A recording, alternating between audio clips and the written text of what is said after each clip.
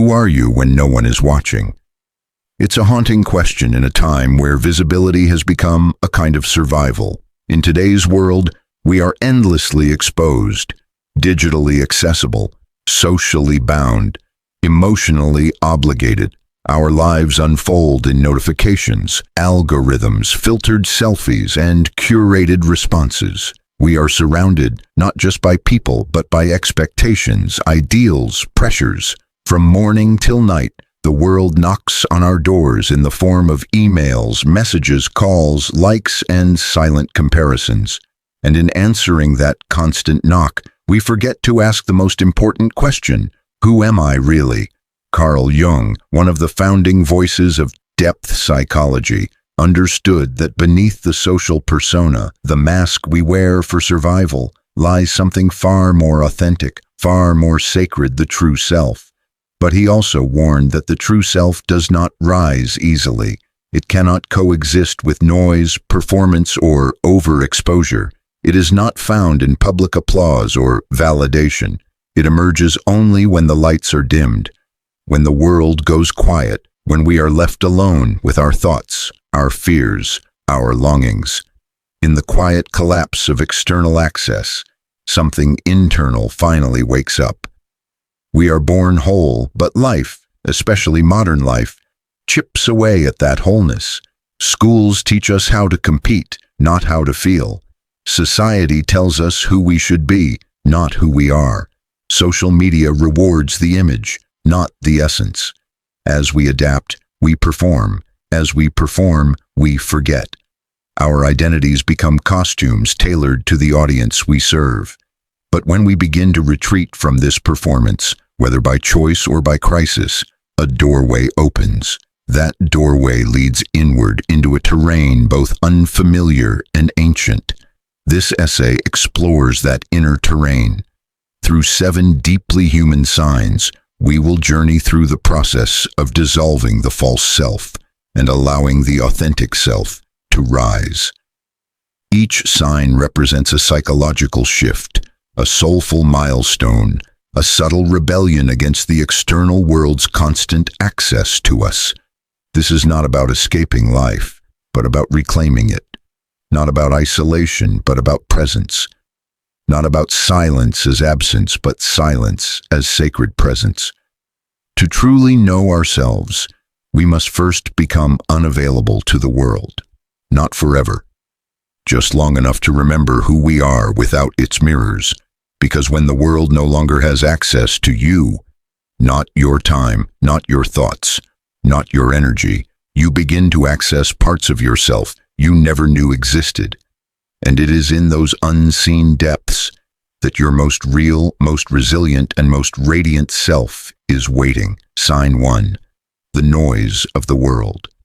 The noise of the world is not just sound. It is the continuous pressure to be someone. From the moment we wake up, the world begins to make claims on us. We must be productive, be likable, be responsive, be seen.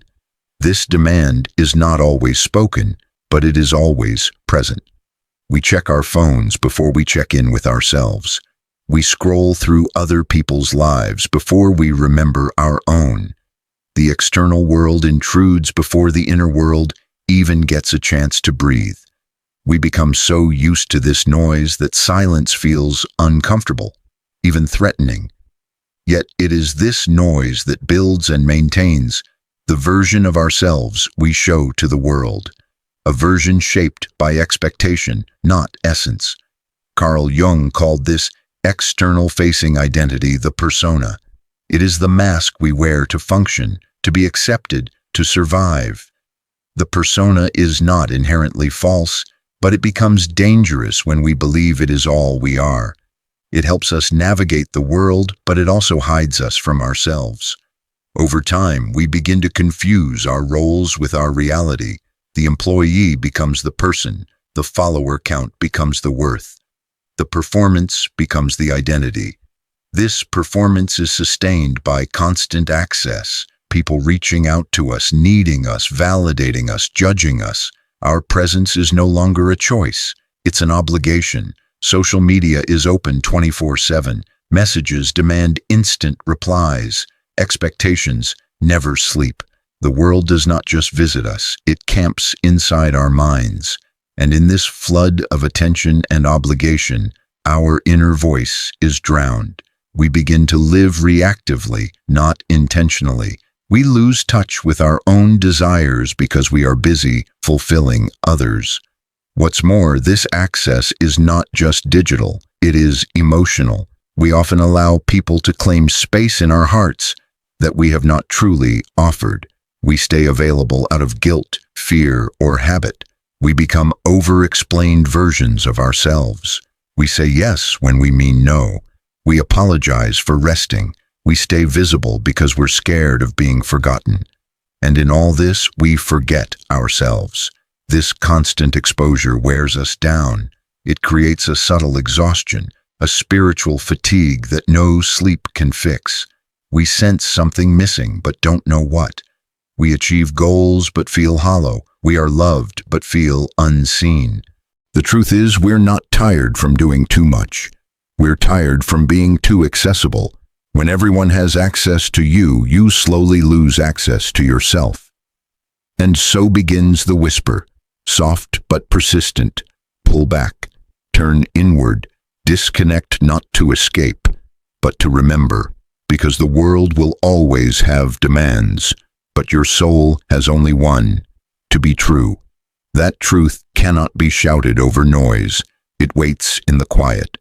And the first sign that your true self is trying to emerge is when the noise of the world becomes unbearable, not because it is loud, but because it no longer feels like home.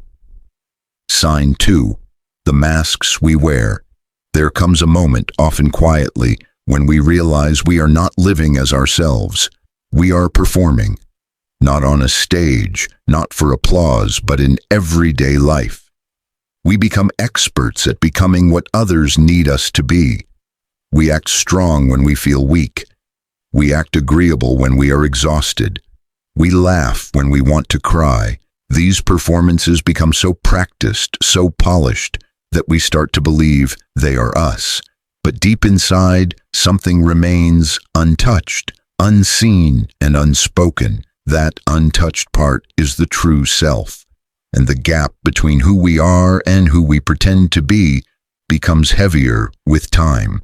Psychologist Donald Winnicott spoke of the false self, a kind of psychological armor we develop in childhood to adapt and survive in environments where our authenticity was not safe or welcomed.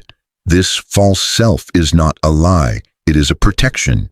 It emerges when we feel we must behave a certain way to earn love, safety, or approval. But what begins as a defense can become a prison. The more we wear the mask, the more we lose contact with the face beneath it. The more we shapeshift to meet others' expectations, the more our own desires disappear into the background. Carl Jung echoed this idea in his concept of the persona, the face we show the world. While the persona helps us navigate society, it becomes a problem when we confuse it with our identity. It is like mistaking the clothing for the body or the shadow for the person. The danger lies not in wearing the mask, but in forgetting that it's a mask. Society encourages this forgetfulness. It praises performance, rewards perfection, and punishes vulnerability. From early schooling to adulthood, we are taught how to fit in, how to succeed, how to impress, but not how to be real. These masks take many forms: the high achiever, the people pleaser, the rebel, the caretaker, the spiritual one, the successful one. Each mask is built on a story. I must be this to be loved. But the true self does not operate from must. It simply is. The tragedy is not that we wear masks, but that we wear them so long we no longer recognize what we look like without them. Underneath the mask may be someone softer, wilder, more broken, more creative, more honest. Someone we have not seen in years, someone we are afraid others will reject, but who may finally be ready to come home. The second sign that the true self is beginning to emerge is when the masks start to feel heavy. Not wrong, just tiring. When we notice that our laughter doesn't come from the heart. When praise feels hollow. When we are surrounded by people yet feel unknown. These are not signs of failure, they are signs of awakening. The mask is not breaking because you are weak. It is breaking because you are strong enough to live without it. When the world no longer has access to your performance, your silence becomes a stage for truth. In that silence, the masks fall. And what remains is not something broken. It is something real, something sacred. It is you. Sign 3. The turning inward begins. There is a moment, often disguised as breakdown, when the soul begins to rebel. It may arrive as exhaustion that sleep cannot fix, as a relationship that suddenly feels hollow, or as success that tastes strangely bitter. From the outside, life may seem intact, but something inside starts to tremble, quietly and persistently. The roles, the routines, the responsibilities, they continue, but they no longer feel alive. It is not depression. It is not failure. It is a sacred discomfort, a spiritual invitation disguised as dissatisfaction. This is the moment when the turning inward begins. Carl Jung called this shift the beginning of individuation, the psychological process of becoming who you truly are, separate from the collective patterns that shaped you. Individuation begins not in triumph, but in rupture. It begins when the outer world no longer satisfies the inner world, when the praise of others can't silence the voice within, when being who you're supposed to be starts to hurt more than it helps. In these moments, many people think they are falling apart, but in truth, they are falling open. The structure built for survival is cracking to let something deeper through. This turning inward is not a dramatic act. It is subtle. A desire to cancel a plan, a longing for quiet, a need to not explain yourself anymore. These shifts seem small, but they are profound. They are signs that the inner self is stirring, requesting space. The soul does not speak in noise, it whispers. And to hear it, you must begin to step away from the crowd, from the performance, from the chase. This is the same instinct that led monks to monasteries, mystics to deserts, and sages into forests. Solitude has always been the chosen ground of awakening. Jung himself built a stone tower beside Lake Zurich, where he spent years withdrawing from the world to listen to the voice within. He believed that only in solitude can we meet the unconscious, the vast, mysterious landscape of who we truly are beneath conditioning. Yet solitude is often misunderstood. People fear it because they equate it with loneliness or escape. But turning inward is not avoidance. It is return. It is the beginning of reconnection with the most honest part of you. When the world's access begins to fade, you start to hear your own inner access point, your intuition, your curiosity, your suppressed longings. These are not distractions. They are directions. The third sign that your true self is emerging is when you begin to retreat, not to hide, but to heal. You say less, feel more. You show up selectively, not out of arrogance, but out of reverence for your energy. You find joy in silence, and you begin to prioritize presence over performance. This is not the end of your social self. It is the beginning of your soulful self, reclaiming its rightful place. And it always begins with a quiet, courageous turning inward. Sign 4. Silence is a sacred language. When the turning inward begins, silence becomes both the path and the teacher. At first, the quiet can feel uncomfortable, even threatening. We are used to noise, external and internal. We are used to distractions filling our time and thoughts. But once you step back from the world's constant pull, you enter a different kind of space, a space where silence is not emptiness, but sacred presence, where the absence of noise reveals what has always been, waiting beneath it, your true self. Silence is not just the absence of talking, it is the slowing of the inner commentary, the pause between reactions, the stillness beneath emotion. In silence, we begin to hear what the noise kept hidden. Grief that was buried, dreams that were dismissed, truths that were silenced to maintain peace. The world teaches us to speak, but the soul teaches us to listen, and it only speaks in stillness. Psychologically, silence allows the mind to settle. Neuroscience shows that moments of silence activate the brain's default mode network, a system linked to self-reflection, memory consolidation, and insight. In silence, unresolved emotions surface, unprocessed thoughts return, and the mind begins to reorganize itself. Creatively, silence opens space for intuition. Emotionally, it creates room for clarity. Spiritually, it becomes communion with oneself, with the divine, with the unknown. This is why sacred traditions across cultures have revered silence. In Sufism, silence is the doorway to divine remembrance. In Buddhism, it is the foundation of mindfulness. In Christian mysticism, silence is the language of God. Carl Jung also understood that the unconscious does not speak in words. It speaks in images, symbols, dreams, and feelings. To access it, we must quiet the ego and descend into stillness. Silence is where the true self begins to breathe again, no longer filtered by expectations or distracted by comparison. We begin to hear the raw, unedited truth of our being. We may cry without knowing why. We may feel joy for no reason. We may remember a childhood passion long forgotten. These are not random experiences, they are reconnections. The soul is not relearning, it is remembering. The fourth sign that your true self is awakening is when you begin to seek and protect silence. It is no longer something to avoid, but something to value. You begin to turn off the noise, not just from the outside world, but from the constant internal narratives. You begin to experience the richness of doing nothing. You may sit quietly in nature, or close your eyes without an agenda, or simply breathe without trying to fix anything. In these sacred pauses, something eternal stirs, not loud but unshakable, not dramatic but deeply real.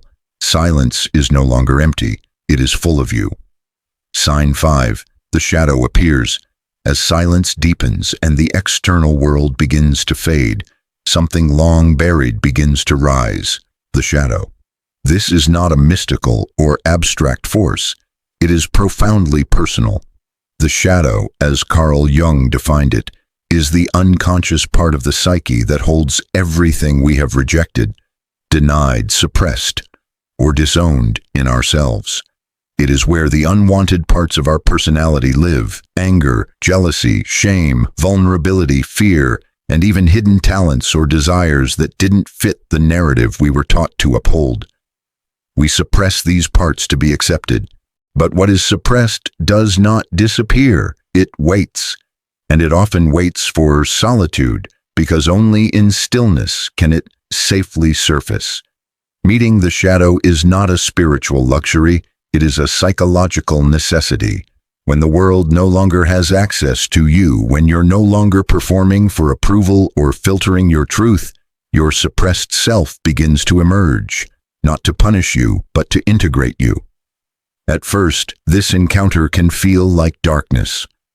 Old wounds resurface. Memories you had buried begin to stir. You may feel irrational anger, sudden sorrow, unexplained anxiety, but these are not regressions, they are revelations. The shadow reveals what the persona hides, and until we meet it, we remain divided within ourselves. The process of shadow work is not about fighting these aspects of the self. It is about facing them. It requires honesty, compassion, and courage. Journaling, dream analysis, inner child dialogues, and therapy can all become doorways into this hidden terrain. But the most important ingredient is willingness. The willingness to know yourself without judgment. To admit that you are not only light, that your wholeness includes messiness, contradiction, imperfection. There is a reason most people avoid solitude. It forces confrontation. The ego resists this work because it threatens the controlled image it has created. But Jung believed that true individuation cannot happen without embracing the shadow. Light alone does not make a soul whole. Wholeness requires both light and dark, clarity and chaos. The shadow holds not just pain, but potential. Creativity, intuition, strength, and resilience often lie dormant in the very places we fear to look. The fifth sign that your true self is emerging is when the shadow begins to appear, not as an enemy, but as a mirror. You start to see recurring emotional patterns and recognize they are not accidents. They are messages. You stop blaming others for your inner storms and begin turning inward for understanding. You realize that the darkness is not there to break you. It is there to integrate you, and with each encounter you reclaim a part of yourself once abandoned. You become less afraid of your own depths. You begin to live not in fragments but in wholeness. And the light that follows such inner integration is not soft or sweet. It is fierce, grounded, and unshakable, because it has been born through the dark. Sign 6, the emergence of the true self. After the shadow has been met and the silence honored, something remarkable begins to unfold. Something not loud, not sudden, but steady and undeniable. The true self begins to rise. It does not arrive like a lightning strike. It unfolds like dawn. Gradually, you begin to feel more at home within yourself. You no longer strive to be someone. You begin to rest in who you already are. There is no need to impress, to chase, to prove. You feel a quiet authority over your life, not built on control, but on clarity. This emergence is not about becoming something new. It is about remembering who you were before the world told you who to be. You rediscover your original rhythm. You start to recognize the difference between your voice and the voices of others echoing inside your mind. You say no without guilt. You rest without shame. You create not to be seen, but because expression itself is healing. You feel pulled not by pressure, but by purpose. One of the most beautiful indicators of this emergence is the return of intuition. When you are no longer flooded by noise, your inner compass begins to function again. You make decisions not from fear, but from alignment. Your values shift. What once seemed important, status, appearance, validation, begins to lose its hold. You begin to choose simplicity over spectacle, depth over display, connection over consumption. Carl Jung spoke of synchronicity, those meaningful coincidences that begin to occur when one is aligned with the self. You may begin to notice these quiet affirmations from the universe. The right book finds you. The right words arrive unplanned. A path begins to unfold without force. This is not magic, it is resonance. When you become true within, life around you responds. The sixth sign that your true self is emerging is the unmistakable sense of authenticity. You no longer seek to escape yourself. In fact, you begin to enjoy your own company. You feel whole, even when alone. You no longer live from wounds, but from wisdom. This doesn't mean life becomes perfect, but it becomes yours. And that ownership of your energy, your boundaries, your truth, is one of the clearest signs that you are no longer a product of the world's access, but a presence born from within. The true self, once buried beneath layers of noise, roles, and fear, is no longer hiding. It is living. Sign 7, rejoining the world differently. After the journey inward, through silence, shadow, and self-remembering, there comes a time to return. But this return is not to resume the performance or re-enter the noise as before. It is a return with awareness, with boundaries, with truth. You are not the same person who withdrew. You re-enter the world, but you no longer belong to it in the same way. You see more clearly. You speak more honestly. You choose more consciously. The masks that once felt necessary now feel suffocating. The false urgency of constant access now feels absurd. The people, places, and habits that once fit now feel foreign. This disorientation is not a sign of regression. It is a sign of awakening. The world has not changed, but you have. And so you must learn to rejoin the world on your terms. The true self does not isolate forever. It is not meant to live in hiding. It is meant to engage, to create, to love, but without losing itself in the process. The final stage of individuation, according to Jung, is reintegration, returning to the collective with your wholeness intact. You bring your light, your story, your strength, but you do not trade your truth for belonging. You are no longer desperate to be understood because you understand yourself. You are no longer hungry for validation because you validate your own experience. This rejoining requires boundaries, not as walls, but as definitions. You protect your energy. You choose your relationships intentionally. You say yes with your whole heart or not at all. You stop explaining your choices to those committed to misunderstanding you. You stop shrinking to make others comfortable. You no longer tolerate spaces that require your silence as the price of inclusion. This is not ego, it is integrity. The most powerful presence is not the loudest, it is the most aligned. When you re-enter the world after discovering the true self, your very existence becomes a quiet resistance to everything false. You become a mirror, reflecting to others what it looks like to live from within. Some may be inspired, others may be threatened, but you are no longer governed by reaction. You live from response, from an inner knowing that cannot be shaken by opinion or trend. The seventh sign that your true self has emerged is that you move through the world, but the world no longer moves through you. You carry peace in chaos, clarity in confusion, and self-trust where there once was doubt. You are not better than others, but you are no longer lost among them. You are not separate from life, but you are finally whole within it. The journey is not about isolation, it is about transformation. And once transformed, you do not return as who you were. You return as who you truly are. The journey from the false self to the true self is not loud, dramatic, or public. It is quiet, it is internal, and it is sacred. It begins the moment you feel the weight of the world's noise pressing too heavily on your spirit, when the roles you play start to feel more like burdens than identities, when the validation of others no longer soothes the growing ache of self-forgetting. It begins when you realize that constant access to the world has come at the cost of access to your own soul. That realization is not weakness, it is the first sign of awakening.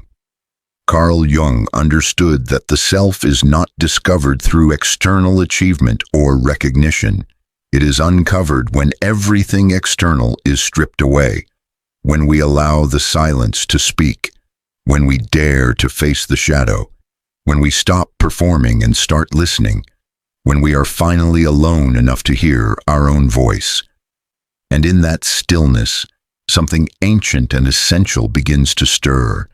The self you were before the world named you. Each of the 7 signs is a sacred threshold, a doorway from pretending to presence, from fragmentation to wholeness, from noise to knowing. They are not linear steps, but living signals. You may revisit them many times, but each time you do, you return with more truth, more courage, more alignment. The masks may try to return. The world may still demand your performance, but once you have met your true self, you can never again fully abandon it. And now, as this inward journey comes to its resting place, you stand at the edge of a deeper choice, not whether the world can access you, but whether you can access yourself. The true self does not ask for perfection. It asks for presence. It does not demand control. It invites surrender. It does not crave applause. It seeks meaning. The work of becoming yourself is not easy, but it is the most important work you will ever do. Because until you are truly you, the world only meets aversion, and you deserve to be more than a version. You deserve to be whole. This is your invitation. Step back, unplug, retreat, not to disappear, but to remember. The world will always be waiting, but your soul will not. Begin the quiet, holy work of returning to yourself. Not tomorrow, not when it's convenient. Now, because when the world no longer has access to you, you finally gain access to the only thing that ever mattered, your true self. If this message spoke to something deep within you, take a moment to pause, unplug, and reconnect with yourself. Let go of the noise, protect your peace, make space for silence, and let your true self rise. And if you found value in this journey, don't forget to like, subscribe, and share this with someone who needs it. Sometimes the quietest messages are the ones that change everything. Your path inward begins now.